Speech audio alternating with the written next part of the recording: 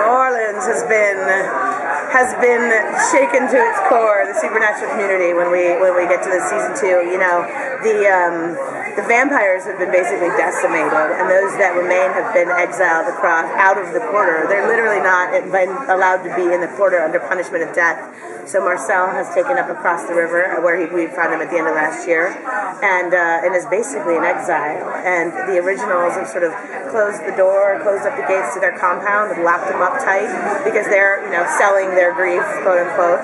And those damn wolves with their moonlight rings, under the control of Francesca Guerrera, are ruling the roost and have made an alliance with the witches. So you're basically.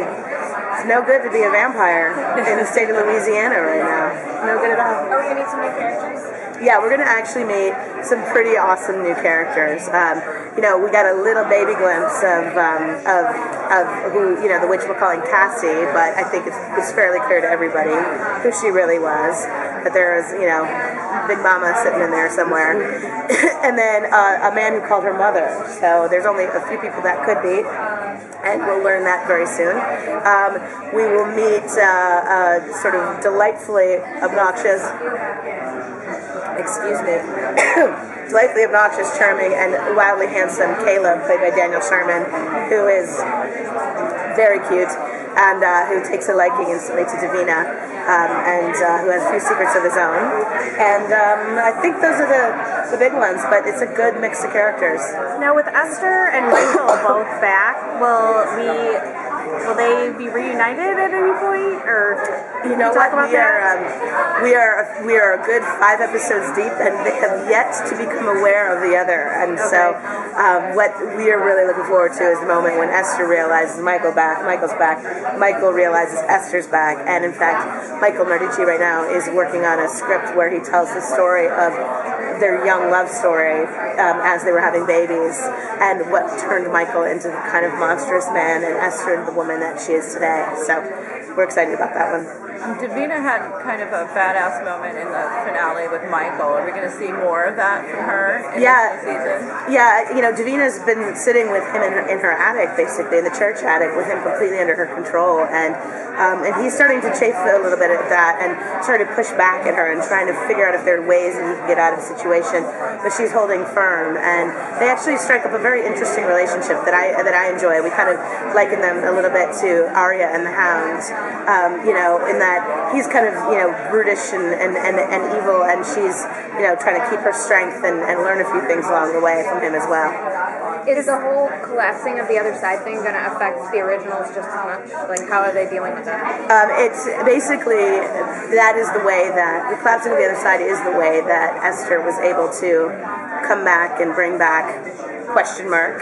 And so for us, it was the opportunity, knowing what we were doing on Vampire Diaries and that the other side was going away forever. We were like, it's now or never. We're either, bringing a brother and a mother back, or we're done.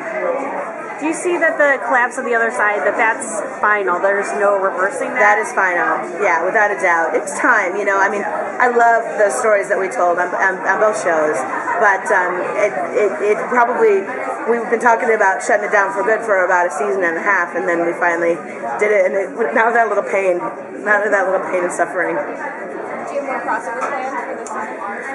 We've got one that we're thinking about, that we're in the works, but the schedule hasn't been done and the deal hasn't been made. So, but if and when that happens, it'll happen soon. So keep your fingers crossed. So a big strong maybe. We talk about crossovers all the time. It's just that it depends on the story, really. Yeah. So the baby's not there, but they have relationships. So how are Klaus and everyone, dealing with that loss and having to move on and have this big baby? Yeah, it's been tough. And when we open the show, we're 4 months later, and so what we will see is that Elijah has been sort of making the rules on how they need to act and how they need to behave in order to sell the story perfectly. And for Klaus, that means literally not leaving the house for fear of blowing it. But he is so angry and so wired tight for vengeance, and he wants to go out and, as he says, I need to spill blood, and he can't yet because Elijah's calling the shots. So they are having a little bit of a difference of opinion about how to be dealing with their situation. And then Haley kind of has the world's worst, almost like postpartum depression, in that like she lost her child and she became a hybrid. And of course, as we all know from Vampire Diaries, once you become a vampire, your emotions get heightened to the 100th degree. So she's kind of losing her shit, so to speak, all over the place.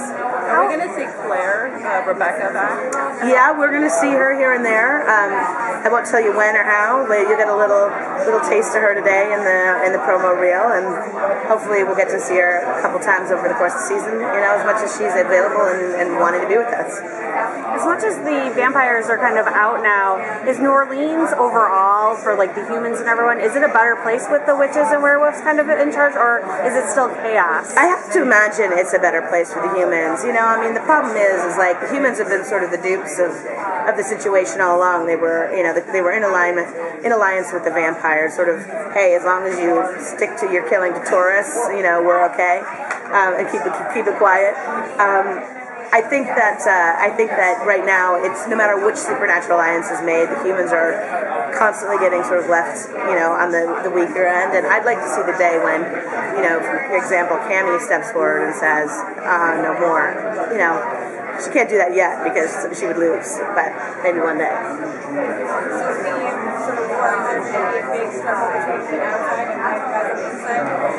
Yeah, there's going to be basically, I'd like to call it a pissing match, although it's probably not the best language to use at a round table, but you've got these werewolves who, of course, historically have never liked vampires. They're two species that are not meant to get along, who have basically been tasked with the responsibility of making sure that any vampire that sets foot in the corridor is killed upon sight.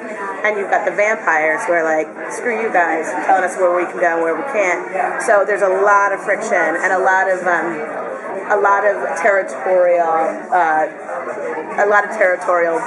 debate, so to speak, about who's supposed to be where. But the vampires, for the first time, are kind of on the weak side.